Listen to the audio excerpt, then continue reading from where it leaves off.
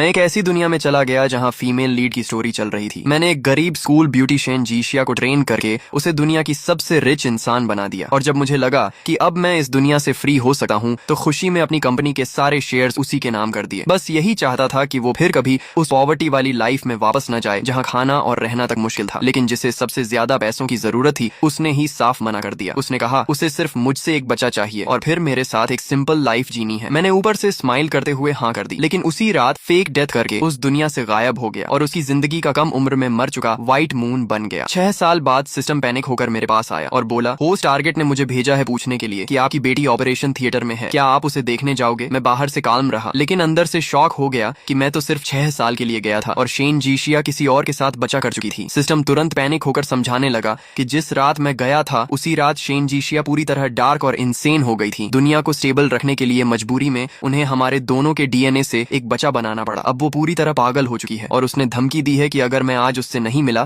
तो वो मेरी बेटी का ऑक्सीजन हटा देगी। ये सुनते ही मैं तुरंत उस दुनिया में वापस गया और सिस्टम ने मुझे सीधे हॉस्पिटल के रूम में भेज दिया जहाँ एक छोटी सी लड़की बेड पर बैठी थी। मुझे अचानक सामने देकर उसके चेहरे पर बस हल्की सी सरप्राइज आई। फिर उसने बड़े एटीट्यूड से पॉकेट में हाथ डालकर मुझे एक बैंक कार्ड दिया और बोली ये लो 1 करोड़, यहीं रुक जाओ और मेरे पापा बन जाओ। उसकी पर्सनैलिटी बिल्कुल शेन जीशिया जैसी थी। सिस्टम ने बताया कि ये बच्ची हमारे डीएनए से बनी है। इसका नाम लिन नायर है और ये 6 साल की है। मैं पूरी तरह शॉक्ड रह गया और पूछा क्या तुम मुझे जानती हो। नायर मुझे सीधा स्टेयर करते हुए बोली आप मेरे पापा हो। मैंने आपको उस औरत के सेफ वाले एल्बम में देखा है। ये सुनकर मैं और ज्यादा शॉक्ड हो गया क्योंकि वो अपनी माँ को माँ तक नहीं बुला रही थी। तभी सिस्टम ने बताया कि शेन जीशिया और बच्ची का रिलेशनशिप बहुत ओल्ड है। बच्ची 1 हफ्ते से हॉस्पिटल में है लेकिन वो एक बार भी उसे देखने नहीं आई। ये सुनकर मेरे मन में गुस्सा आ गया कि आखिर शेन जीशिया इतनी इर्रेस्पॉन्सिबल कैसे हो सकती है। तभी नायर ने मासूमियत से पूछा तो क्या आप मेरे पापा बनकर यहीं रहोगे। मैं एक पल के लिए चुप हो गया क्योंकि मुझे शेन जीशिया का डेंजरस नेचर अच्छी तरह पता था। जब मुझे कभी किडनैप किया गया था और मैं सिर्फ 2.5 घंटे के लिए उससे दूर हुआ था तब उसने पूरी सिटी उलट दी थी और किडनैपर्स का बहुत बुरा हाल कर दिया था। उसका प्यार उतना ही डार्क और डेंजरस था जितनी वो खुद थी। वो मेरे लिए अपनी जान तक देने को रेडी थी और सिस्टम को मजबूर कर दिया था कि उसे हमारा बचा दे। लेकिन अब मैं उसे पूरे 6 साल छोड़कर चला गया था। अगर मैं यहाँ रुका तो मेरा सामना उससे जरूर होता और मैं सोच भी नहीं सकता था कि वो पागल औरत अब क्या कर सकती है। मेरी साइलेंस देकर नायर डर गई और बोली क्या आपको पैसे कम लग रहे हैं। अगर 1 करोड़ कम है तो 10 करोड़ दे दूंगी। मैं आपको लोन पेपर भी लिखकर दे दूंगी और जब बड़ी हो जाऊंगी तो सब वापस कर दूंगी। ये कहते हुए उसने तुरंत पेपर निकाला और उस पर कई जीरो लिख दिए। लेकिन तभी एक मेड अंदर आई। उसने पेपर छीन कर फाड़ दिया और गुस्से में बोली मैडम आप समझ क्यों नहीं रही। ये 99999वां आदमी है जो प्लास्टिक सर्जरी करके आपके पापा बनकर आपको चीट करने आया है। ये कहते हुए वो मेरी तरफ बढ़ी और मेरे बाल पकड़ने लगी। लेकिन नायर दर्द की परवाह किए बिना तुरंत बेड से उतरकर मेरे सामने खड़ी हो गई और चिल्लाकर बोली तुमने इन्हें छूने की हिम्मत कैसे की। क्या तुम्हें लगता है कि मैं अपने रियल पापा को नहीं पहचान सकती। मेड ने कहा लेकिन मैडम आपके पापा को मरे हुए 6 साल हो चुके हैं, वो कैसे हो सकते हैं। नायर गुस्से में चिल्लाई शट अप, मेरे पापा मरे नहीं हैं। उस औरत ने खुद कहा था कि मेरे पापा एक सिस्टम यूजर हैं और उन्हें मेरी जिंदगी का जल्दी मर जाने वाला व्हाइट मून बनना था, इसीलिए उन्होंने फेक डेथ की थी। उसकी बात सुनकर मैं अंदर से हिल गया क्योंकि शेन जीशिया को मेरे सिस्टम यूजर होने का सच पता था लेकिन मैंने कभी उसे पूरी कहानी नहीं बताई थी। फिर भी उसे सब कैसे पता चला। नायर गुस्से में मेड को घूरते हुए मुझे प्रोटेक्ट करने लगी